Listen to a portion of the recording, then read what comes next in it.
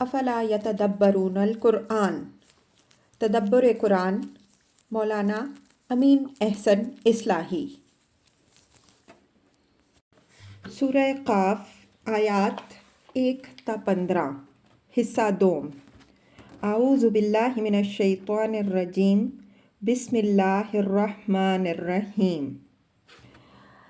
افلم ينظروا الى السماء فوقهم كيف بنيناها وزيناها وما لها من فروج والارض مددناها والقينا فيها رواسي وانبتنا فيها من كل زوج بهيج تبصرة وذكرى لكل عبد منيب۔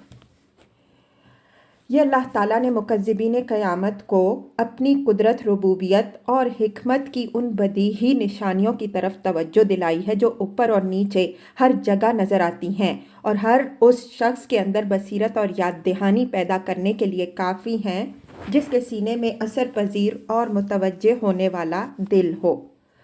سب سے پہلے اپنی عظیم قدرت و حکمت کی طرف توجہ دلائی کہ کیا انہوں نے کبھی اپنے اوپر آسمان کی طرف نگاہ نہیں اٹھائی کہ دیکھتے کہ کس طرح ہم نے اس کو بلند کیا، اس کو ستاروں سے سجایا، اور ہماری قدرت و حکمت کا اعجاز ہے کہ ایسی ناپید اکنار چھت میں کہیں کسی رخنہ کی نشاندہی وہ نہیں کر سکتے۔ مطلب یہ ہے کہ جس کی قدرت و حکمت کا یہ کرشمہ ہو وہ اپنے سروں پر دیکھتے ہیں، کیا اس کے لیے ان کے مرنے کے بعد ان کو دوبارہ پیدا کر دینا مشکل ہو جائے گا؟ اس کے بعد قدرت و حکمت کے ساتھ اپنی ربوبیت اور پرورش کے اہتمام کی طرف بھی توجہ دلائی۔ فرمایا کہ وہ اپنے نیچے دیکھیں کہ کس طرح ہم نے زمین کو ان کے قدموں کے نیچے بچھایا ہے اور اس کے توازن کو برقرار رکھنے کے لیے اس کے اندر پہاڑوں کی میخیں گاڑ دی ہیں اور اس میں طرح طرح کی چیزیں اگا رکھی ہیں جو ان کی غذا کے کام آتی ہیں اور جن کی خوش منظری ان کی باصرہ نوازی بھی کرتی ہے۔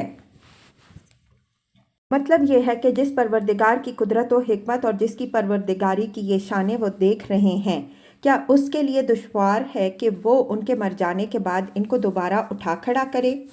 کیا جس پروردگار نے ان کی پرورش کا یہ اہتمام کر رکھا ہے وہ ان کو اس طرح چھوڑے رکھے گا کہ وہ کھائیں پئیں عیش کریں اور ان سے کبھی اس باب میں کوئی پرسش نہیں ہوگی؟ تبصرۃ و ذکریٰ لکل عبد منیب، یعنی اللہ تعالیٰ نے آسمانوں اور زمین کے اندر اپنی قدرت، حکمت اور ربوبیت کی یہ شانیں اس لیے نمایاں فرمائی ہیں کہ جو لوگ توجہ کرنے والے ہیں ان کے اندر یہ بصیرت اور یاد دہانی پیدا کریں۔ تبصرہ سے مراد آنکھوں کے اندر بصیرت پیدا کرنا ہے کہ وہ ظاہر سے گزر کر اس حقیقت تک پہنچ سکیں جس کی طرف ظاہر رہنمائی کر رہا ہے، اور ذکرہ سے مراد غفلت کے چھاپ کو دور کرنا ہے۔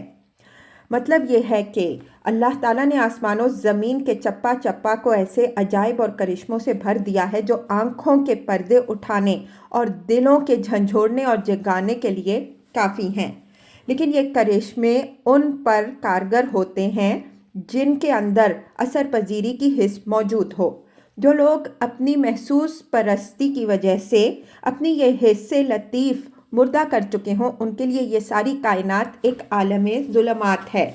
یہاں وہ بات یاد رکھیے جس کی طرف اس کتاب میں اشارہ جگہ جگہ ہے کہ یہ دنیا اپنے بقا کے لیے ان تمام رنگا رنگیوں اور گل کاریوں کی محتاج نہیں تھی جو اس کے ہر گوشے میں نمایاں ہیں، لیکن قدرت نے اس فیاضی کے ساتھ اس کے اندر اپنی شانیں جو دکھائی ہیں تو اسی لیے دکھائی ہیں کہ انسان کی وہ حس لطیف جو قدرت، حکمت، حسن اور فیض و کرم سے اثر پذیر اور بیدار ہوتی ہے وہ بیدار ہو اور اس چمن کے ایک ایک پتا پر جو درس حکمت ثبت ہے وہ اس کو سیکھے اور سمجھے۔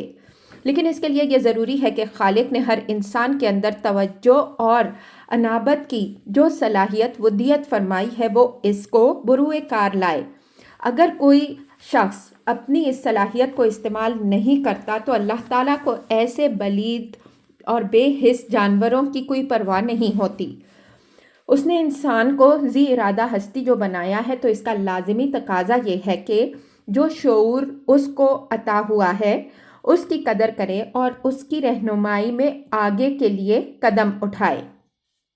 اگر وہ ایسا کرتا ہے تو اس کو خدا کی طرف سے مزید روشنی عطا ہوتی ہے، ورنہ جو کچھ اس کو عطا ہوتا ہے وہ بھی اس کی ناقدری کی پاداش میں سلب ہو جاتا ہے۔ ان آیتوں میں جو مضمون بیان ہوا ہے وہ قرآن کے دوسرے مقامات میں بھی بیان ہوا ہے۔ اطمینان قلب اور شرح صدر کے لیے بعض حوالے ہم یہاں نقل کرتے ہیں۔ سورہ بنی اسرائیل میں ان لوگوں کو خطاب کر کے جو مرنے کے بعد دوبارہ زندہ کیے جانے کو مستبد خیال کرتے ہیں فرمایا ہے، اولم یروا ان اللہ الذی خلق السماوات والارض قادر علی ان یخلق مثلہم۔ سورہ بنی اسرائیل آیت 99۔ کیا ان لوگوں نے غور نہیں کیا کہ جس اللہ نے آسمانوں اور زمین کو پیدا کیا ہے وہ اس بات پر قادر ہے کہ وہ ان کی طرح پھر پیدا کر دے۔ منکرین قیامت کے اس شبہ کے جواب سورہ نازعات میں ان الفاظ میں دیا گیا ہے، اَأَنتُمْ أَشَدُّ خَلْقًا أَمِ السَّمَاءُ بَنَاهَا رَفَعَ سَمْكَهَا فَسَوَّاهَا وَأَغْطَشَ لَيْلَهَا وَأَخْرَجَ ضَحَاهَا وَالْأَرْضَ بَعْدَ ذَلِكَ دَحَاهَا أَخْرَجَ مِنْهَا مَاءَهَا وَمَرْعَاهَا وَالْجِبَالَ أَرْسَاهَا مَتَاعًا لَكُمْ وَلِأَنْعَامِكُمْ۔ سورہ نازعات آیات 27 تا 33۔ کیا تمہارا پیدا کیا جانا زیادہ کٹھن ہے یا آسمان کا؟ اس کو بنایا، اس کے گنبد کو بلند کیا، پھر اس کو اچھی طرح ہموار کیا اور اس کی رات کو ڈھانک دیا اور اس کے دن کو بے نقاب کیا، اور اس کے بعد زمین کو بچھایا، اس سے اس کا پانی اور چارہ برآمد کیا اور پہاڑوں کو لنگر انداز کیا تمہارے اور تمہارے چوپایوں کے برتنے کے لیے۔ ان آیات پر تدبر کیجئے تو معلوم ہوگا کہ ان میں قدرت، عظمت، حکمت اور ربوبیت کے وہ سارے پہلو کچھ مزید وسعت کے ساتھ سمٹ آئے ہیں جن سے سورہ قاف کی زیر بحث آیات میں قیامت کے وقوع، اس کی ضرورت اور اس کے مقتضائے صفات الہی ہونے پر استدلال فرمایا ہے۔ وَنَزَّلْنَا مِنَ السَّمَاءِ مَاءً مُبَارَكًا فَأَنبَتْنَا بِهِ جَنَّاتٍ وَحَبَّ الْحَصِيدِ وَالنَّخْلَ بَاسِقَاتٍ لَهَا طَلْعٌ نَضِيدٌ رِزْقًا لِلْعِبَادِ وَأَحْيَيْنَا بِهِ بَلْدَةً مَيْتًا كَذَلِكَ الْخُرُوجُ۔ یہ آسمان و زمین کی نشانیوں کی طرف ایک اور زاویہ سے توجہ دلائی، جس سے آسمان و زمین کے درمیان توافق کے پہلو سے زیادہ توحید کی شہادت بھی ملتی ہے۔ ان کے اندر ربوبیت کے جو اسباب ودیت ہیں، ان سے جو جزائے اور سزا کا لزوم بھی سامنے آتا ہے، اور بارش سے مردہ زمین کے اندر جو حیات تازہ نمودار ہوتی ہے اس سے حیات بعد الموت کے وقوع کا بھی مشاہدہ ہر شخص کو ہوتا ہے۔ ماء مبارکن سے مراد وہ بارش ہے جو باعث زرخیزی اور شادابی ہو۔ بعض مرتبہ ایسی بارش بھی ہوتی ہے جو زرخیزی کے بجائے تباہی کا باعث بن جاتی ہے اور قوموں کے لیے عذاب کی شکل اختیار کر لیتی ہے۔ یہاں مبارک کی صفت اسی شبہ کے ازالے کے لیے ہے۔ حب الحصید سے وہ اجناس مراد ہیں جن کا ورد عمل میں آتا ہے اور جو ذخیرہ کی جاتی ہیں، مثلاً گندم اور جو وغیرہ۔ باغوں کے ساتھ حب الحصید کے ذکر سے مقصود اس اہتمام ربوبیت کی طرف توجہ دلانا ہے جو اس کائنات کے رب نے اپنے بندوں کے لیے فرمایا ہے کہ اس نے لوگوں کے لیے باغوں میں تازہ اور لذیذ پھل پیدا کیے اور کھیتیوں میں غذائی اجناس بھی اگائیں جو پکنے پر کاٹ کر ذخیرہ کر لی جاتی ہیں اور برابر کام آتی ہیں۔ وَالنَّخْلَ بَاسِقَاتٍ لَهَا طَلْعٌ نَضِيدٌ۔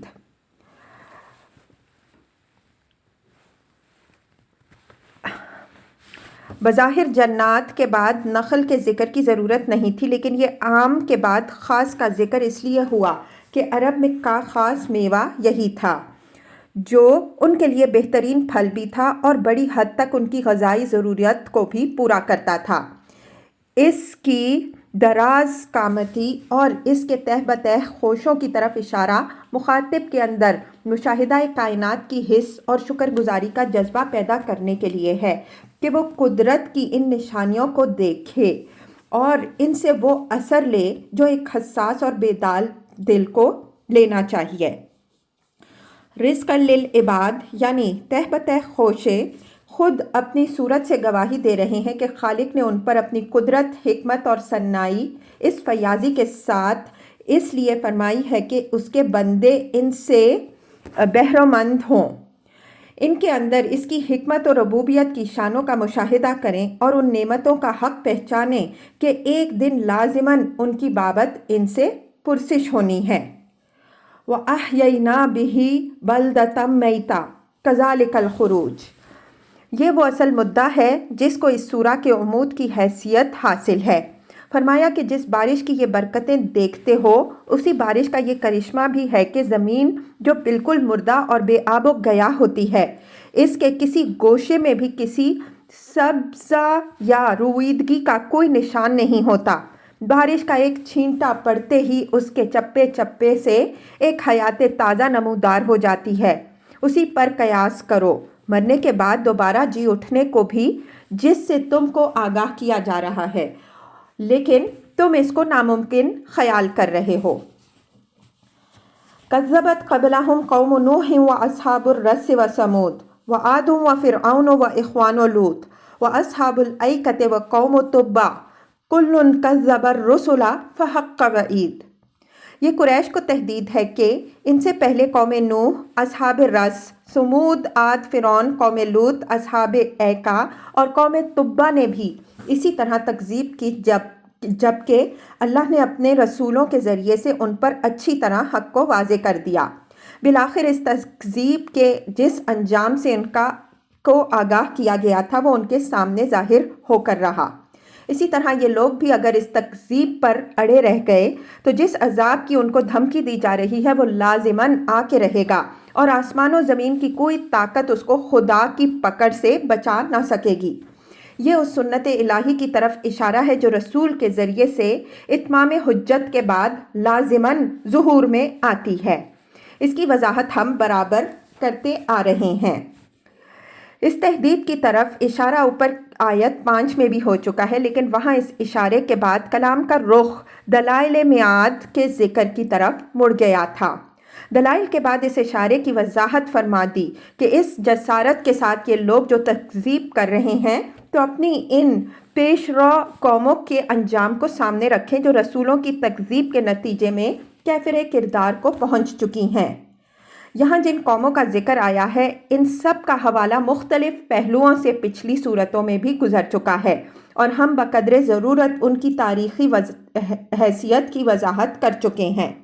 اصحاب رس کا ذکر سورہ فرقان آیت 38 میں آیا ہے۔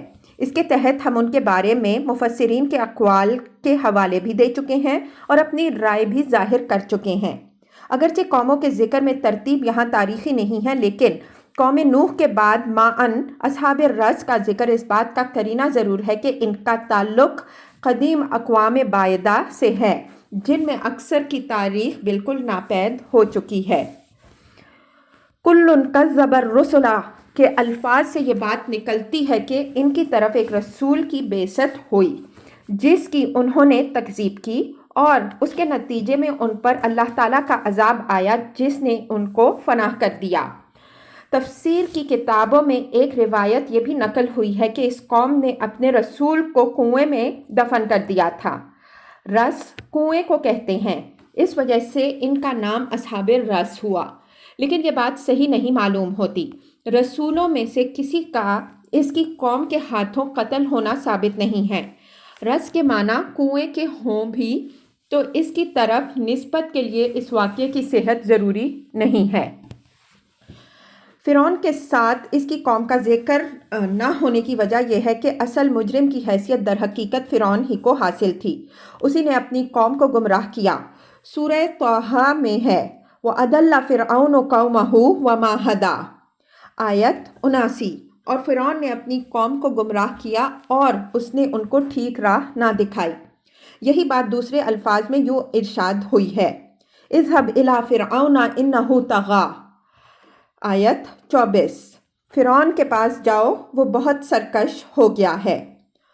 قوم و تبع کا ذکر سورہ دخان کی تفسیر میں گزر چکا ہے۔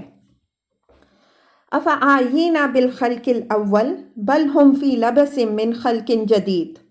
ऊपर की आयात 6 तक 11 में आपने देखा कि अल्लाह ताला ने किस ख़ास एहतमाम के साथ अपनी इस कुदरत व हिकमत की तरफ तवज्जो दिलाई है जो आसमान व ज़मीन के हर गोशे से नुमायाँ है। और मकसूद इससे, जैसा कि हमने ऊपर इशारा किया, उन लोगों को कायल करना था जो मरने के बाद असर नौ उठा खड़े किए जाने को बईदस इम्कान तसव्वुर करते थे।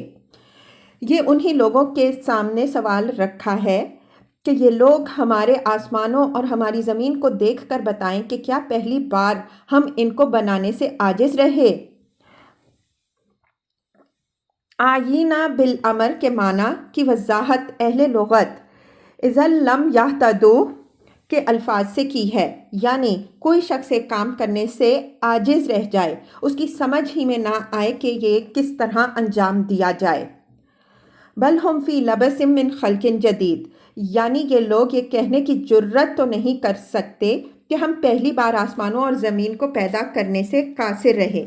इनको एतराफ़ है कि आसमानों और ज़मीन के खालिक हम ही हैं।